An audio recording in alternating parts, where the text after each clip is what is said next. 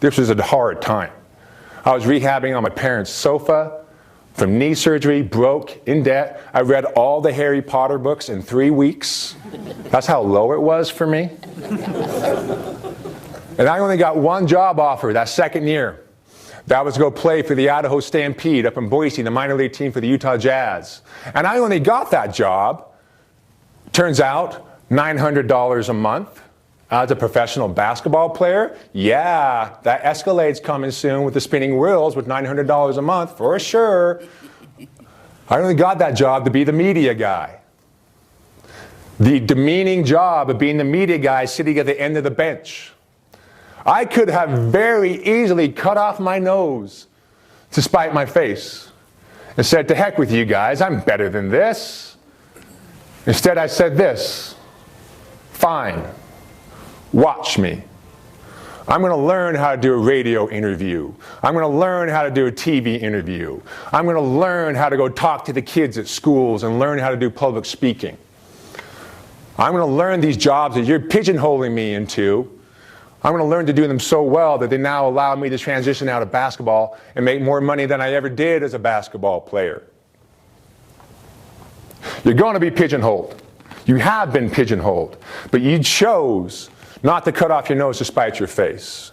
You chose to learn everything there is to know about that job. And you also choose to learn to know everything about everyone else's job. So that when you get promoted or when you start your own company, you know how to do it better.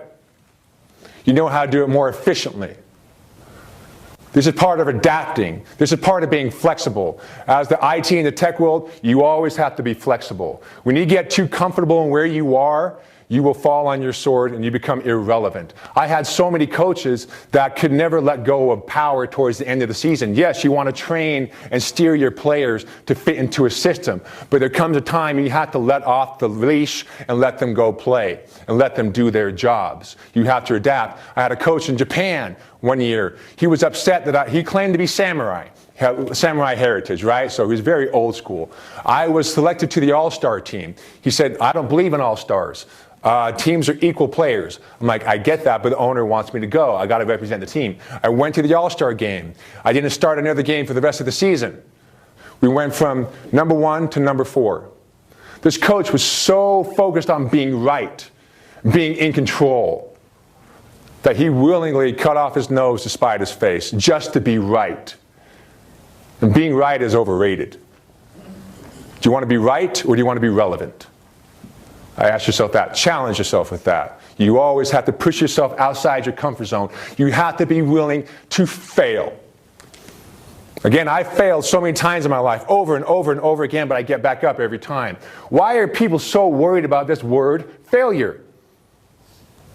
I don't get it.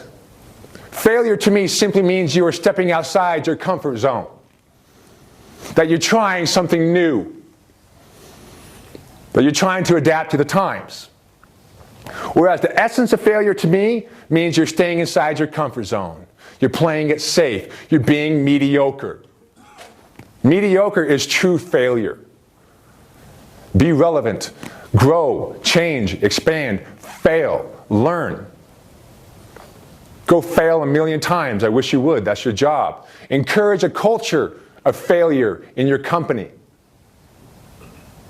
Allow your players, your employees, room to grow, to explore, to have creative input and feedback, so you're all learning and growing together. Fear and intimidation and fear of failure only lasts so long as a motivator. When you inspire your players and your employees out of loyalty and compassion, you guys will grow.